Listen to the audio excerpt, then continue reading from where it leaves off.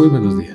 Mi nombre es Luis Jaime Salazar Ramírez, soy docente por vocación y de profesión. A continuación, expondré brevemente el contenido de la materia lógica matemática. Luego de ello, se presentará también parcialmente el contenido de la primera unidad. La agenda que tenemos para desarrollar es la que ustedes están viendo en este momento en pantalla. Sean ustedes bienvenidos.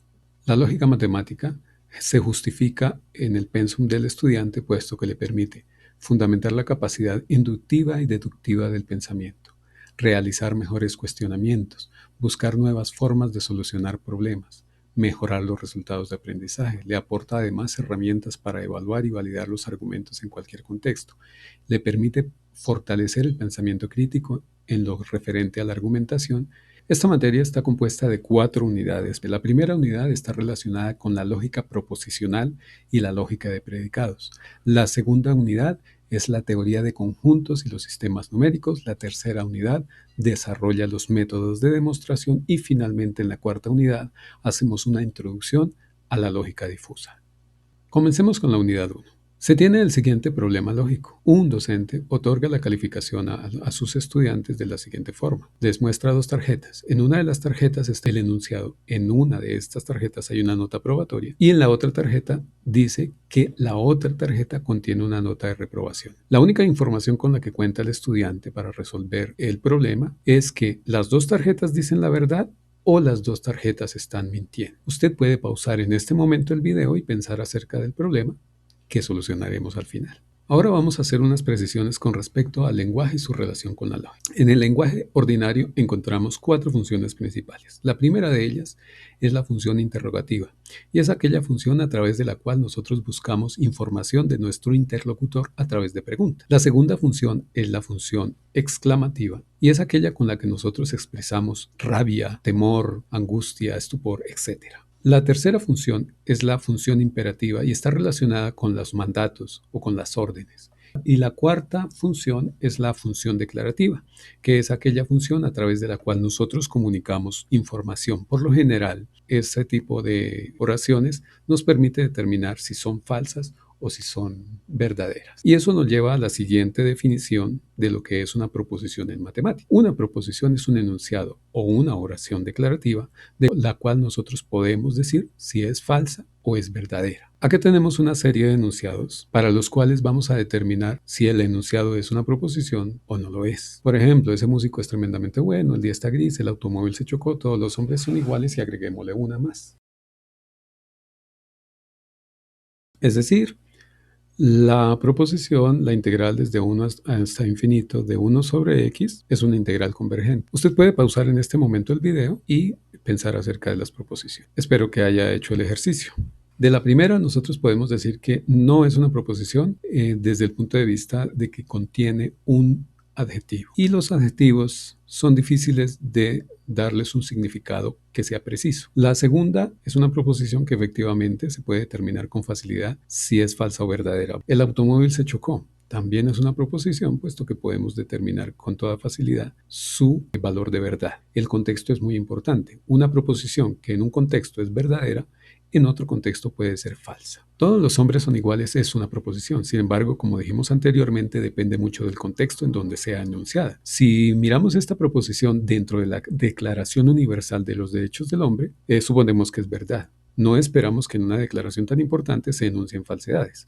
Por otro lado, si la miramos en su aplicación en los diversos países, variará desde absolutamente falsa hasta totalmente verdadera. Bueno, eso esperamos que haya algún país donde sea absolutamente verdadera. Y hay algunos intermedios que trataremos al finalizar el semestre en la unidad referente a la introducción a la lógica difusa. Por su parte, el último enunciado es una proposición también y el establecimiento del valor de verdad pues requiere primero conocer un poquito del cálculo integral, es decir, el cálculo 2, y segundo, pues hablar de la convergencia. La única que no es proposición es aquella en donde hay un adjetivo. Eso nos lleva entonces a establecer cuáles son las condiciones para determinar el valor de verdad de una proposición, y son 2. En primer lugar, que no sea ambigua, y eso implica, por una parte, que no hayan adjetivos o, si los hay, que determinemos exactamente cuál es el significado de ese adjetivo. Por otra parte, tener muy en cuenta el contexto. Ese contexto lo llamamos el universo del discurso. La simbolización de las proposiciones en matemáticas por lo general se hace con letras minúsculas. Puede ser la P, la Q, la R, la S, la T o cualquier otra letra que combinamos para representarlas. Por ejemplo, si nosotros tenemos la proposición el día está gris, la podemos simbolizar con la letra P o con la letra Q, la proposición hace calor. Ahora vamos a hablar de los conectores lógicos. Son palabras que unen dos o más proposiciones. Como podemos ver en este ejemplo, hace frío es una proposición y el día está gris es otra proposición, que están unidas con el conector y. Este conector también recibe el nombre de la conjunción. O haces la tarea o vas al baile. Es una disyunción. El conector es el o. Nos da dos opciones en este caso. Si Colombia es una democracia, entonces hay garantía de derechos civiles. Por su parte, está el sí, solo sí, establece la equivalencia lógica entre las dos proposiciones que están conectadas. Vamos a hablar un poquitico acerca de la disyunción. El conector o tiene dos variantes, digámoslo así. La primera de ellas es una variante que es la inclusiva. Y es aquella en donde nosotros tenemos dos posibilidades, pero que no se excluyen, como en el caso del ejemplo que tenemos acá, traigo chocolates o traigo flores. Yo puedo traer cualquiera de las dos cosas e incluso ambas y estoy diciendo la verdad. Sin embargo, una proposición que es exclusiva, un o exclusivo es aquel donde, por ejemplo, es de día o es de noche. No puede ser simultáneamente ciertas las dos opciones. La implicación, por su parte, tiene algunos sinónimos, como por ejemplo, por lo tanto, en consecuencia, se deduce que. La implicación tiene además la particularidad de que conecta dos proposiciones. Una de ellas la llamamos la causa, la premisa o el antecedente, y la otra la llamamos la consecuencia o el consecuente. Por ejemplo, si hay condiciones para la realización personal, entonces hay progreso en el país. En este caso, las condiciones para la realización personal son la causa de que haya progreso en el país. El sí, solo sí, establece la equivalencia lógica entre las dos proposiciones que conecta. También se le dice bicondicional, proposición que está doblemente implicada. En este momento es preciso hacer una aclaración con respecto a lo que son las proposiciones simples y compuestas. Una proposición simple es toda aquella proposición que no tiene conectores. También se le llama una proposición atómica. Por su parte, una proposición compuesta es aquella proposición que tiene uno o más conectores.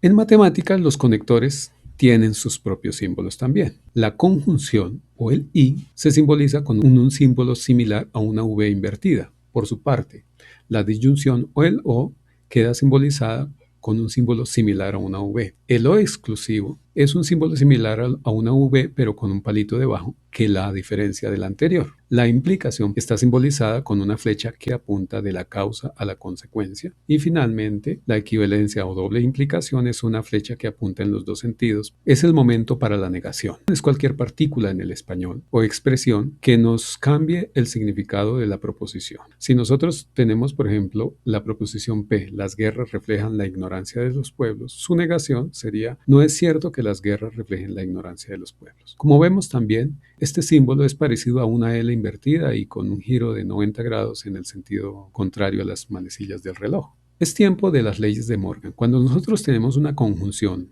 es decir, P y Q, o una disyunción, P o Q. Si las negamos, tenemos que tener una forma equivalente de expresarlas. En el primer caso, la negación de la disyunción, es decir, no es cierto que P o Q, eso es equivalente a decir que ni P ni Q. Por su parte, si negamos la conjunción, es decir, que no es cierto que P y Q, es porque no se dio P o no se dio Q. Un par de ejemplos aclaran esto de una mejor forma. Si tenemos las proposiciones el camino es largo, como P y Q la proposición estoy muy débil, entonces la negación de el camino es largo o estoy muy débil sería no es cierto que el camino es largo y no es cierto que estoy muy débil. Por su parte, si ahora negamos esas mismas proposiciones, pero su conector es la conjunción, entonces estamos diciendo que no es cierto que P y Q, es decir, que no es cierto que el camino es largo y estoy débil. Y eso equivale a decir o que el camino no es largo o que no estoy muy débil. Ahora vamos a hablar de la propiedad distributiva de la conjunción y de la disyunción. Como podemos ver,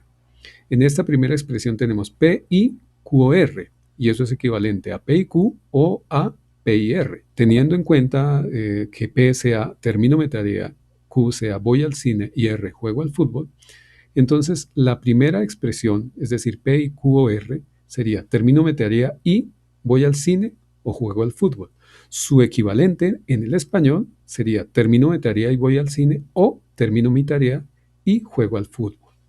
La segunda expresión intercambia los conectores. Entonces dice P o Q y R, que es equivalente a decir P o Q y P y R. En nuestro caso, la proposición equivalente sería termino mi tarea o voy al cine y juego al fútbol. Termino mi tarea o voy al cine y termino mi tarea o juego al fútbol. Es el momento para las tablas de verdad. La conjunción solamente es verdadera cuando las dos proposiciones son verdaderas. Eso lo podemos ver acá como la intersección o el cruce de las dos entradas de la tabla de verdad. Por su parte, la disyunción, es decir, el o, solamente es falso cuando las dos proposiciones son falsas.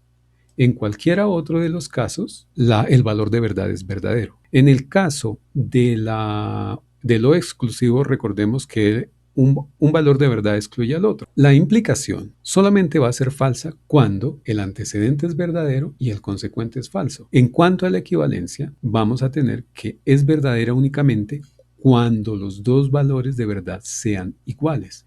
Y por eso nos da aquí en la diagonal valores de verdad verdaderos. Es el momento de prestarle una ayuda al estudiante para desarrollar su ejercicio. Él cuenta con una información que es muy importante y es que o las dos tarjetas están diciendo la verdad o las dos tarjetas están diciendo mentiras. Eso lo simbolizamos acá, como podemos ver, como 1 y 2 en romano o no 1 y no 2. Vamos a hacer una convención para poder manejar de una mejor manera el ejercicio. Si convenimos que A sub 1 es bajo la tarjeta 1 está la nota aprobatoria, A sub 2 bajo la tarjeta 2 está la nota aprobatoria, R1 bajo la tarjeta 1 está la nota reprobatoria o el 0. R2 bajo la tarjeta 2 está la nota reprobatoria. Entonces podemos pasar ya al análisis. La información que tiene el estudiante y que nos dice que en la tarjeta 1 es verdad y la tarjeta 2 o que ambas son falsas. ¿En qué se traduce? Este 1, la proposición 1 se traduce en que la nota aprobatoria está en la tarjeta 1 o en la tarjeta 2. Por su parte, la proposición 2 nos dice que la nota reprobatoria está en la tarjeta 1. Ahora dice o ambas son falsas, es decir, la negación de 1. La negación de 1 es que no es cierto que la nota aprobatoria esté en la tarjeta 1 o en la tarjeta 2 y por su parte también que no es cierto que la nota de reprobación esté en la tarjeta 1. Eso nos conduce entonces a lo siguiente. Fijémonos que aquí hemos aplicado la ley distributiva de los conectores. A1 y R1 o A2 y R1. En el otro paréntesis tenemos la negación de una disyunción. Ahí tenemos que aplicar una de las leyes de Morgan.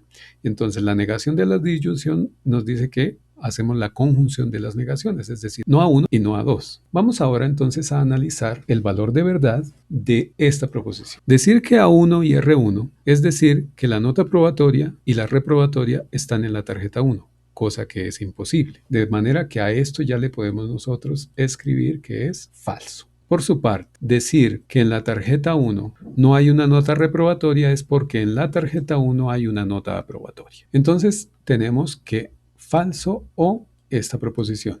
Si nos atenemos a la tabla de la disyunción, la única situación en la que la disyunción es falsa es cuando ambas son falsas. De manera que ya teniendo una falsa, pues concluimos que esta debe ser la verdadera. Por su parte, estas dos tienen valor de verdad contradictorio. No puede ser que en la tarjeta 1 esté la nota probatoria y que simultáneamente no lo esté. De manera que todo esto, al ser una conjunción, todo esto ya lo podemos denotar como falso. A estas alturas, creo que nuestro estudiante está bastante contento si ha llegado a la misma conclusión que nosotros, es decir, en la tarjeta 2 encuentra él la nota probatoria y en la tarjeta 1 está la nota de reprobación. Bien, espero que este video haya sido de su agrado, pero sobre todo que le haya sido de utilidad. Muchísimas gracias.